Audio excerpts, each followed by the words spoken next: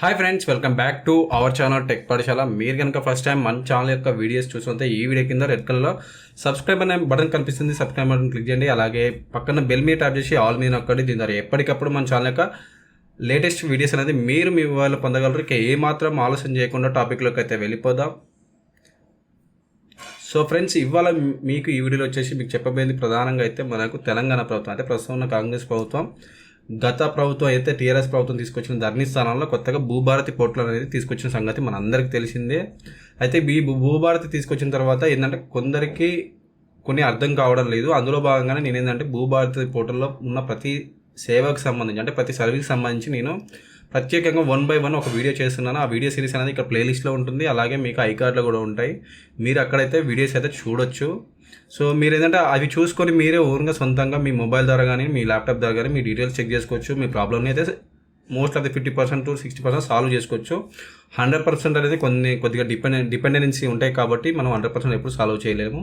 So మీరే సొంతంగా ఎలా అప్లై చేసుకోవాలి దాని గురించి నేను ఏంటంటే సిరీస్ లాగా ఒక మన భూభారతి పోర్టల్ సిరీస్ లాగా మొత్తం చెప్తున్నాను 1 by 1 అనేది ప్రతి ఆప్షన్ గురించి.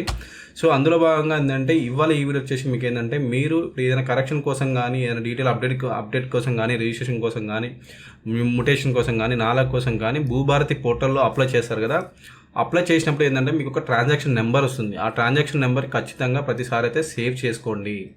ఎందుకంటే మీరు సేవ్ చేసుకుంటేనే మీకు ఫర్దర్గా మళ్ళీ ఏం చేయాలనేది మీకు తెలుస్తుంది, లేకపోతే మాత్రం తెలియదు. సో ప్లీజ్ దయచేసి గుర్తుపెట్టుకోండి. మీరు ఎప్పుడైనా ఏదైనా మీరు రిజిస్ట్రేషన్ కానీ మ్యుటేషన్ కానీ ఆర్ఓఆర్ కానీ ఏదైనా నాలకు కానీ ఏదైనా అప్లికేషన్ పెట్టుకుంటే కథం భూభారతి పోర్టల్లో మీరు దానికి సంబంధించిన ట్రాన్సాక్షన్ నెంబర్ అనేది మీరు సేవ్ చేసుకోండి.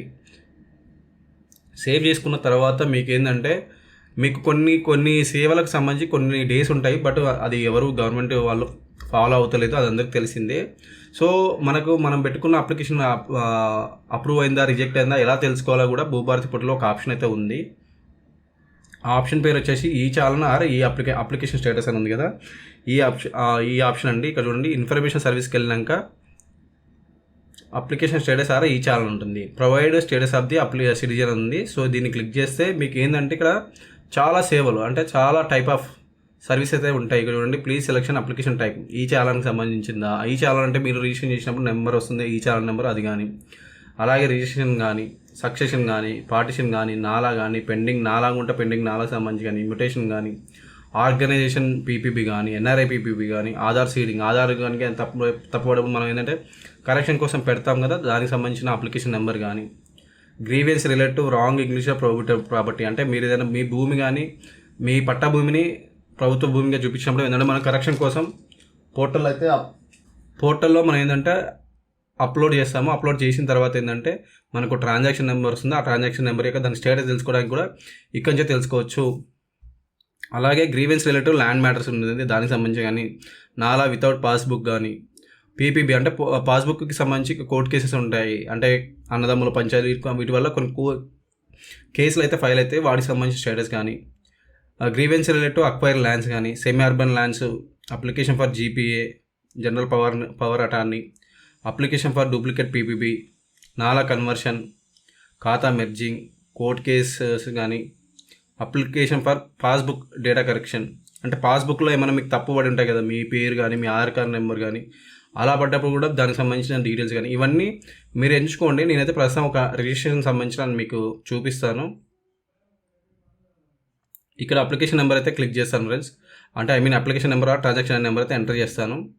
సో ఇప్పుడు నేనైతే అప్లికేషన్ నెంబర్ ఎంటర్ చేశాను, క్యాప్చా కోడ్ ఎంటర్ చేశాను. ఫెచ్ డీటెయిల్స్ అంటే మనము డీటెయిల్స్కి అయితే వస్తాయి. ఇక్కడ స్టేటస్ ఉంటుంది, కొన్నిసార్లు రిమార్క్స్ కూడా ఉంటాయి, మీకు చూపిస్తాను. చూడండి, రిజిస్ట్రేషన్ అప్లికేషన్ నెంబర్ వచ్చింది, దానికి సంబంధించిన ఏదైతుందో ఆ ఇన్ఫర్మేషన్ అయితే వచ్చింది. సో ఇప్పుడు ఈ నెంబర్ అనేది కొద్దిగా హైడ్ అయితే ఉంటుంది. సో ఇక్కడ ఒకవేళ రిజెక్షన్ కానీ చేస్తే దానికి సంబంధించిన ఇన్ఫర్మేషన్ అయితే ఇక్కడ ఇవ్వాలి. ప్రస్తుతానికైతే ఆ ఇన్ఫర్మేషన్ ఇవ్వట్లేదు. ఎన్నీనే ఉంటుంది, ఎన్ని అంటే నాట్ అవైలబుల్ అని అర్థం, గుర్తుపెట్టుకోండి. ఎన్ని అంటే నాట్ అవైలబుల్. సో రిజిస్ట్రేషన్ మాకు అంటే ఒకవేళ మీది పెట్టుకున్న అప్లికేషన్ రిజెక్షన్ చేస్తే దానికి సంబంధించి ఎందుకు రిజెక్షన్ చేయాలని కూడా ఇక్కడ ఇన్ఫర్మేషన్ ఇవ్వాలి. వాస్తవానికి అయితే ఇవ్వాలి, కానీ ఇవ్వడం లేదు. సో తెలుసు కదా మన ప్రభుత్వ సర్వీసులు ఎలా ఉంటాయో, మనకి ఏమంటారు కదా, వీళ్ళు జిందగీలో మారరు, మనం ఎక్కడికో ఊహిస్తామో వాళ్ళు అక్కడే చేస్తారు. గవర్నమెంట్ అంటేనే ఇలా వస్తుంది. సో ఇది ఫ్రెండ్స్, మీకు ఇలా మీరు ఏంటంటే మీ అప్లికేషన్ స్టేటస్ ఏదైతే భూభారతి పోర్టల్లో మీరు కరెక్షన్ కోసం కానీ అప్డేషన్ కోసం పెట్టుకున్న తర్వాత మీ అప్లికేషన్ స్టేటస్ ఎక్కడ ఉందనేది మీరే స్వయంగా మొబైల్ ద్వారా కానీ ల్యాప్టాప్ ద్వారా కానీ తెలుసుకోవచ్చు. సో ఇది మీకు చెప్పాల్సింది ఈ వీడియోలో. మీకు కనుక ఈ వీడియో నచ్చితే మీ ఫ్రెండ్స్ అండ్ ఫ్యామిలీ మెంబర్ ప్రతి ఒక్కరికైతే షేర్ చేయండి. ఎందుకంటే భూభారత్కి సంబంధించిన ప్రతి సేవలను మీకు ఆన్లైన్లో నేను తీసుకొస్తానికి రెడీ చేస్తున్నాను. ఎందుకంటే మీరు ఈజీగా మీ భూభారతి పోర్టల్ అనేది యూజ్ చేసుకోవడానికి.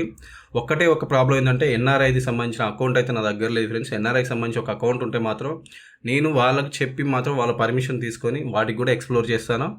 So thank you friends, have a nice day, bye bye.